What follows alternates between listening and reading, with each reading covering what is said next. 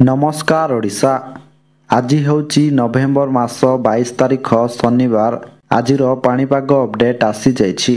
भिडियोटी आरंभ करिबा पूर्वरु समस्तंकु गोटिए रिक्वेस्ट, आमर चैनल को सब्सक्राइब करिबा सहित पाखरे आसुतिबा बेल आइकन को ऑन करिबाकु जमारु भूलंतु नाही। मालाक्का समुद्र संधिर मध्य अंशरे सृष्टि घूर्णिबलय प्रभाव रे 22 तारिख अर्थात आज दक्षिण पूर्व बंगोपसागर रे एक लघुचाप क्षेत्र सृष्टि हेबो। परवर्ती समय रे एहा पश्चिम उत्तर पश्चिम दिगकु गति करी 24 तारिख बेलकु आहुरी घनीभूत होई दक्षिण बंगोपसागर मध्य भागरे अवपातरे परिणत हेबार संभावना रहिछि। एहार प्रभाव रे आसंता सप्ताहरु प्रबल वर्षा नेई आकलन करिछि आंचलिक पाणीपाग विज्ञान केन्द्र। जदियो बात्या गतिपथ को नहीं कौनसी स्पष्ट सूचना नहीं, किंतु पारिपार्श्विक परिवेश बात्या पाई अनुकूल थिबा विशेषज्ञ कहिसंती। सेपटे आईएमडी रो पूर्वानुमान कहिछि जे 27 रु ओडिशा उपकूल रे वर्षार संभावना रहिछि।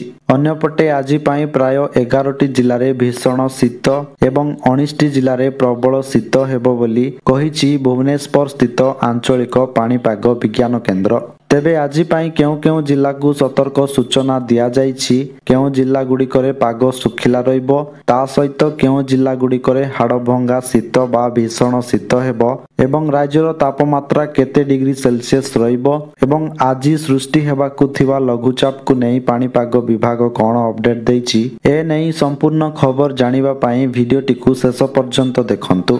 ता सहित चैनल रे नुआ करी आसीथिले आम चैनल जी न्यूज अपडेट को एबे ही सब्सक्राइब करी पाखरे आसुतिबा बेल आइकन को ऑन करी रखंतु, जा फल रे सबुदिन पाणीपाग अपडेट सर्वप्रथमे पाई परिबे। तेबे चलंतु डेरी न करी आजिर पाणीपाग अपडेट उपरे नजर पकाई नेबा। एही संभाव्य वर्षा और बात्या आशंकारे चाषी माने भालेणी रे पडिचंती। अमल समय होइथिबा बेले वर्षा हेले पाचिला धान नष्ट हेबार आशंका रहिछि। अन्य पक्षरे राज्य रे तापमात्रा साधारण रहिथिबा बेले केतेक स्थान रे पारद तळकु खसिछि। गत 24 घंटा मध्यरे फुलबाणी एवं दारिंगबाड़ी रे सर्वनिम्न तापमात्रा 11.5 डिग्री रेकर्ड करा जाइछि। तेबे वर्तमान जानि नेबा आज पाई सबु केउ केउ जिल्ला रे भीषण शीत एवं केउ केउ जिल्ला रे प्रबल शीत हेबो बोली कुहा जाइछि। तेबे प्रथमे जानिबा जेउ 11टी जिल्ला रे भीषण शीत हेबो बोली कुहा जाइछि। उक्त 11टी जिल्ला रे भीषण शीत हेबो अर्थात सर्वनिम्न तापमात्रा 10 डिग्री सेल्सियस रु 15 डिग्री सेल्सियस मध्य रे रहिबो एवं एही सबु जिल्ला रे प्रबल कुहुडी मध्य हेबो बोली कहिछि आंचलिक पाणीपाग विज्ञान केन्द्र।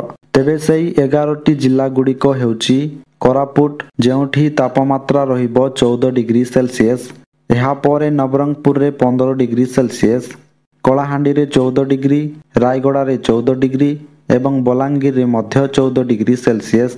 तापरे कंधमाल रो फुलबाणी ठारे सर्वनिम्न तापमात्रा 12 डिग्री सेल्सियस बा भीषण शीत हेबो।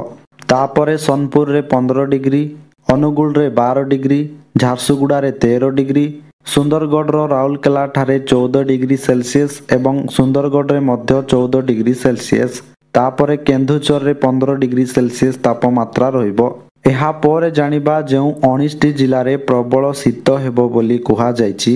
उक्त 19टी जिल्ला रे प्रबल शीत हेबो अर्थात तापमात्रा 15 डिग्री सेल्सियस रु 22 डिग्री सेल्सियस मध्य रे रहिबो एवं एही सबु जिल्ला रे प्रबल कुहुडी मध्य हेबो बोली कहिछि आंचलिक पाणीपाग विज्ञान केन्द्र।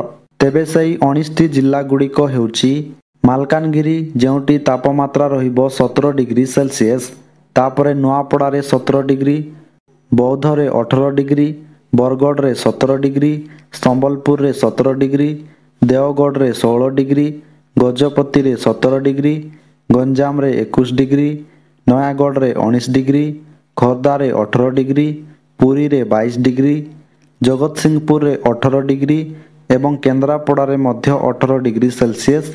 तापरे कटक रे 19 डिग्री, ढेंकानाल रे 16 डिग्री, जाजपुर रे 18 डिग्री, भद्रक रे 18 डिग्री, बालेश्वर रे 20 डिग्री सेल्सियस एवं मयूरभंज रे 18 डिग्री सेल्सियस तापमात्रा रहिबो। तेबे आपण माने केउ जिल्लारु देखुचंती और आपणक जिल्ला रे पाग और शीतर प्रभाव किबोली रहिछि आपण माने कमेंट रे निश्चय जणांतु। ତା ସହିତ ସବୁଦିନ ଏମିତି ପାଣିପାଗ ସମ୍ବନ୍ଧିତ ଲାଟେଷ୍ଟ ଅପଡେଟ୍ ଜାଣିବା ପାଇଁ ଆମର ଚ୍ୟାନେଲ ସହିତ ଯୋଡ଼ି ହୋଇ ରୁହନ୍ତୁ। ଆଉ ଭିଡ଼ିଓକୁ ଗୋଟେ ଲାଇକ୍ କରି ଅନ୍ୟମାନଙ୍କ ସହିତ ସେୟାର କରନ୍ତୁ, ଯାହାଫଳରେ ସେମାନେ ମଧ୍ୟ ପାଣିପାଗ ଅପଡେଟ୍ ପାଇପାରିବେ।